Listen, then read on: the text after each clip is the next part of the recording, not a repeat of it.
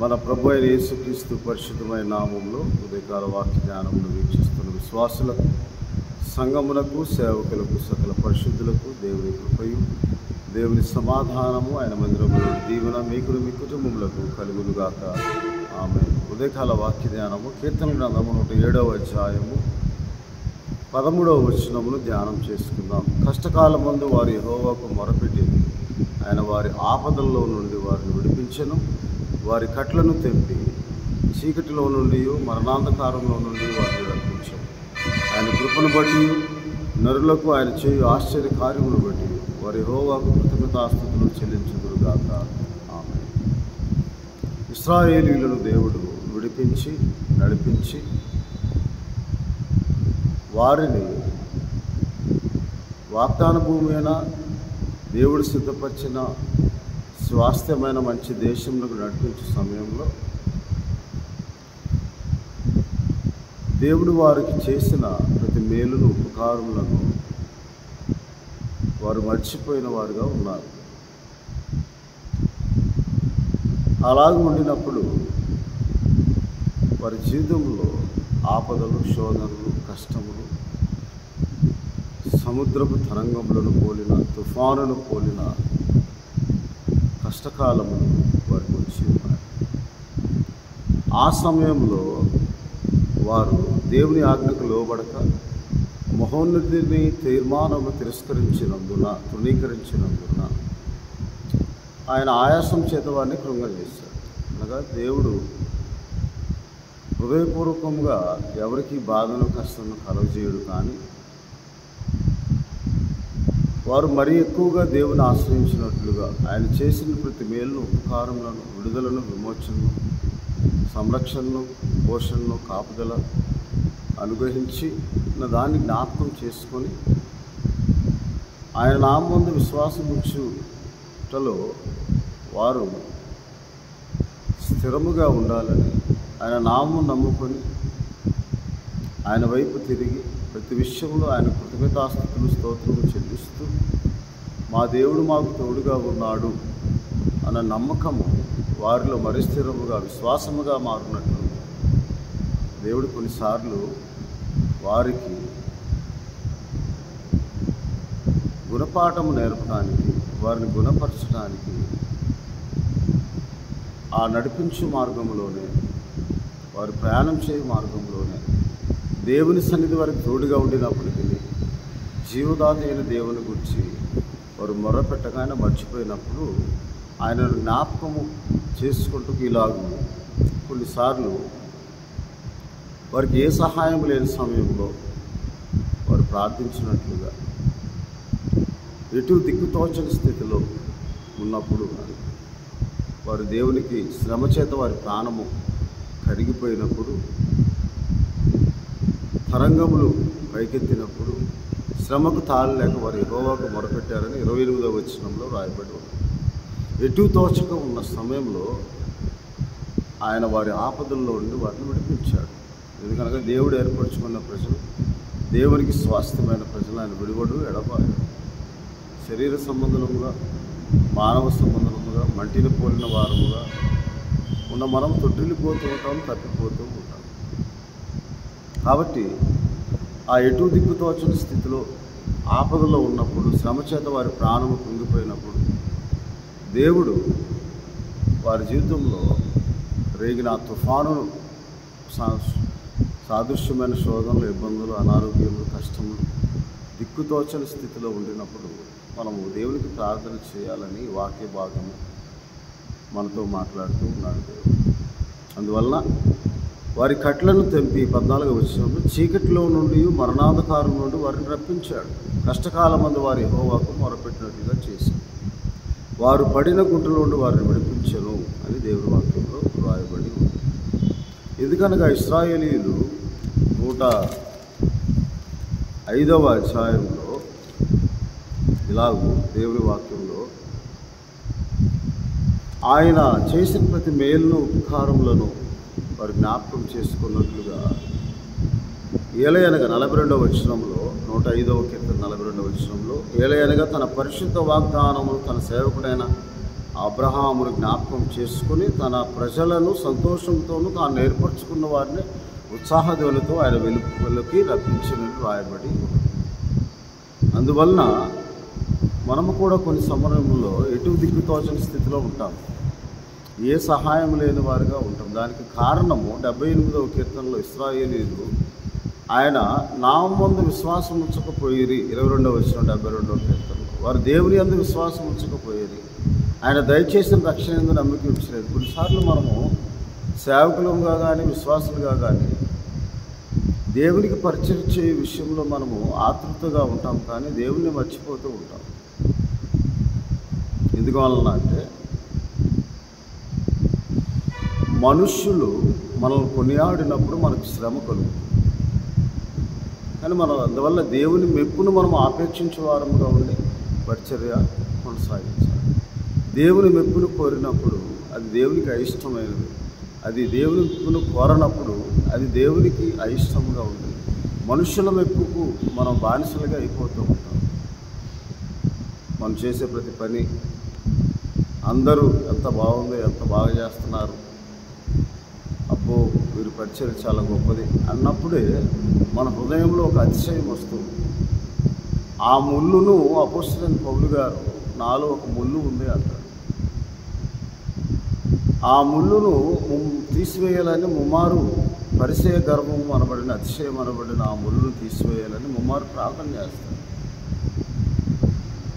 అప్పుడు నా కృప నీకు చాలును అంటాడు. అందుకే అపోస్తలుడైన పౌలు గారు కొరింథీయులకు రాసిన మొదటి పత్రికలో ఇలాగూ ప్రయాసపడినది నేను కాదు, దేవుని కృపయే అంటాడు. కాబట్టి 2వ కొరింథీయులకు రాసిన పత్రిక 12వ అధ్యాయంలో ఇలాగ దేవుని వాక్యంలో ప్రయాసపడినది నేను కాదు, నాలో ఒక ముళ్ళు ఉంది, నేను నా శరీరంలో 7వ వచనంలో నాకు కలిగిన ప్రత్యక్షతలు బహు విశేషముగా ఉన్నందున నేను అత్యధికముగా హెచ్చిపోకుండా నిమిత్తము. కొన్నిసార్లు మనము హెచ్చిపోతూ ఉంటాం, మనల్ని బట్టి మనం అతిశయపడుతూ ఉంటాం.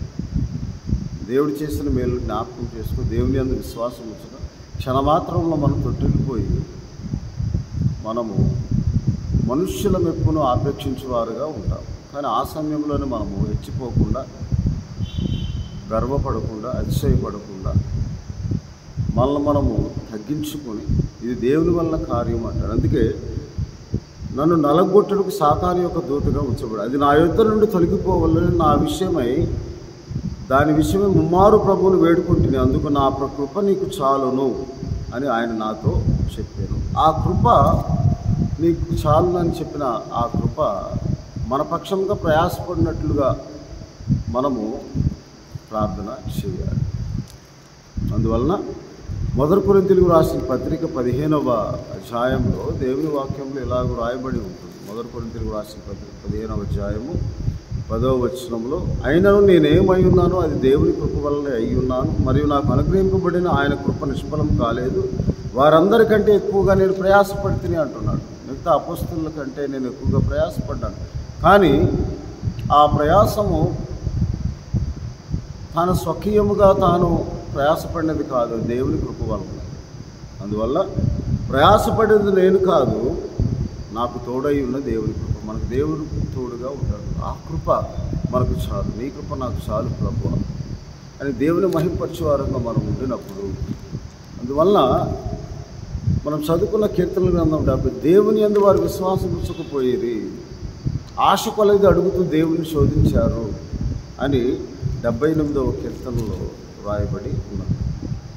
కాబట్టి వారు తమ హృదయంలో దేవుని శోధించారని 18వ వచనంలో రాయబడి, ఆయన దయచేసిన రక్షణకు నమ్మిక ఉంచలేదు.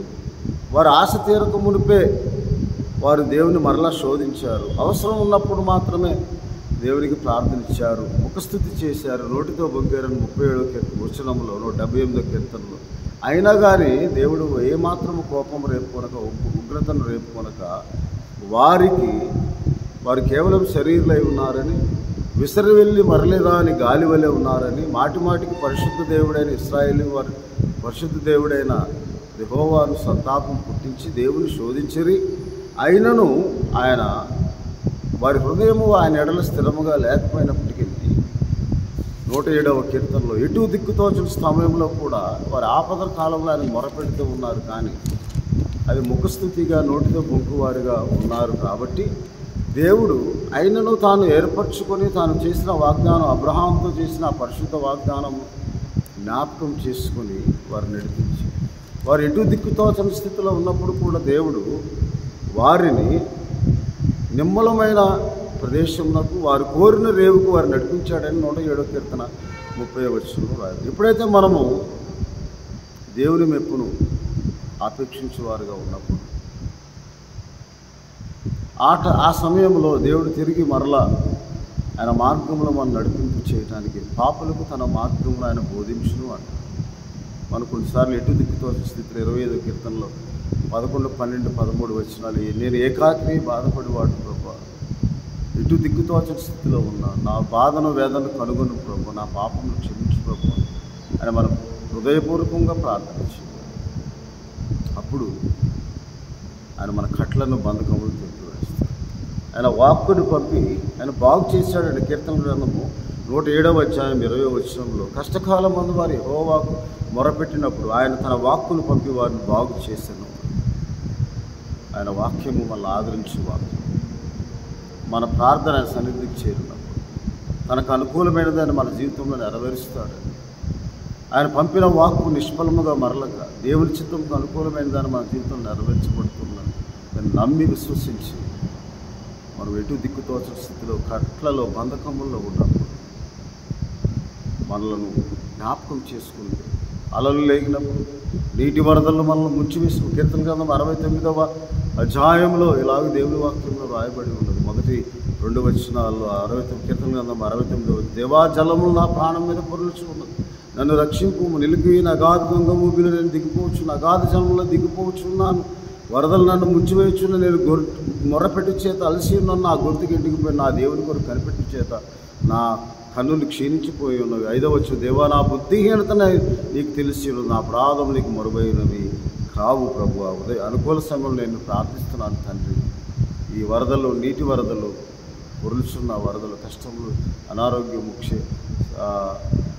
మనకు వచ్చినప్పుడు, కట్లలో బంధకంలో ఉండినప్పుడు, గాఢాంధకారంలో ఇలా మనం సంచరించినప్పుడు ఏ అపాయం ఎద్దుకు రాకుండా మన కాపురి అయిన యేసుక్రీస్తు ప్రభువును, మన రక్షకుడైన మన దేవుణ్ణి మనం ఆశ్రయించినప్పుడు ఆయన మన బంధకంలో విడిపించేవాడుగా ఉన్నాడు. యెహోవా నామమున రక్షణ పాత్రను చేతపుచ్చుకుని, క్రోధ పాత్రను ఆయన తీసివేయినట్లుగా రక్షణ పాత్రను చేతపుచ్చుకుని యెహోవా నామమును ప్రార్థన చేయాలని 116వ కీర్తన.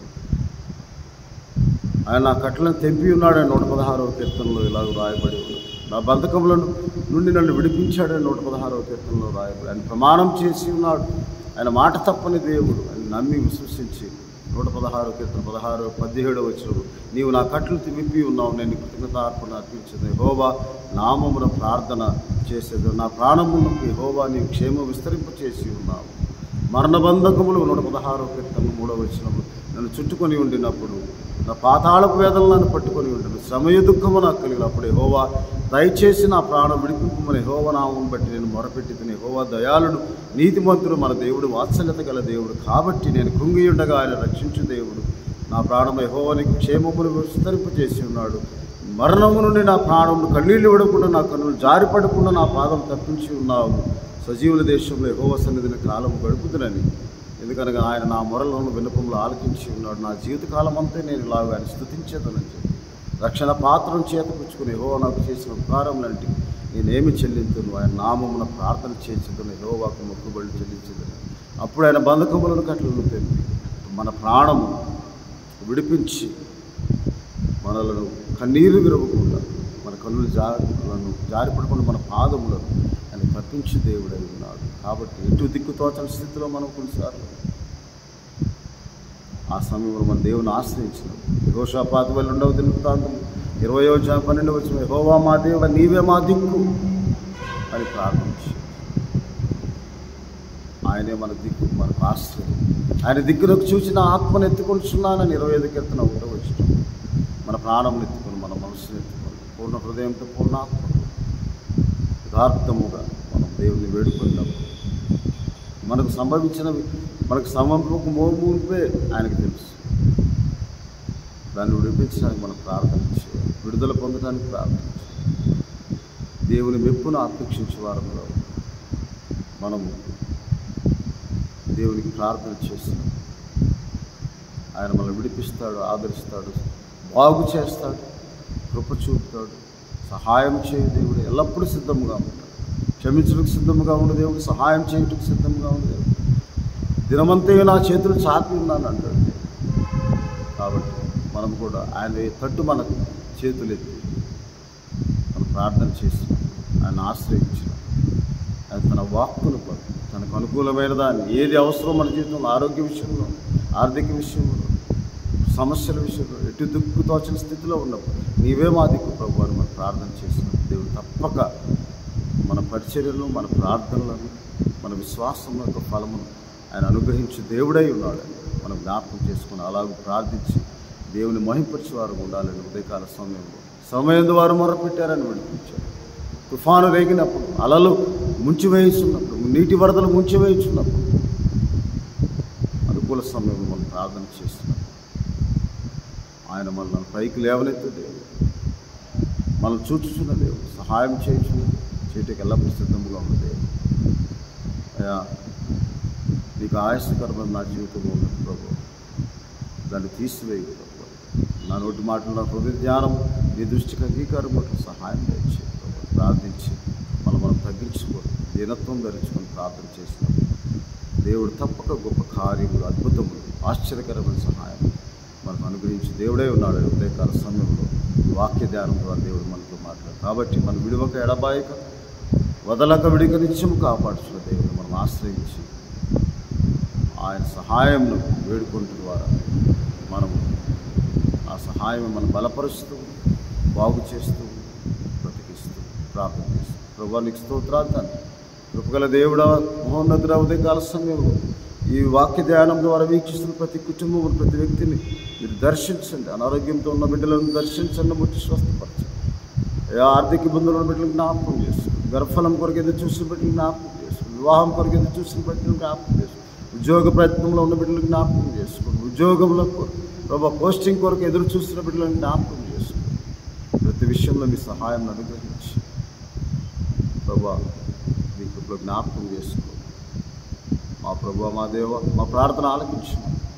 మా ప్రభువును మా రక్షకుడైన యేసుక్రీస్తు వారి పరిశుద్ధమైన నామమున ప్రతి ఒక్కరి రక్షణ కొరకు, క్షేమము కొరకు, కాపుదల సంరక్షణ కొరకు ప్రార్థన చేయించున్నాను ఆమె. తండ్రి దేవుని ప్రేమ, ప్రభువుడు రక్షకుడైన యేసుక్రీస్తు వారికి పరిశుద్ధాత్మనిచ్చే ఆదరణ, అన్యోన్య సహవాసం మీకును మీ కుటుంబములకు, మీ బిడ్డలకు సదాకాలం దేవుడు తోడయండి మిమ్మల్ని కాపాడును గాక. దేవుడు మిమ్మల్ని దీవించును గాక.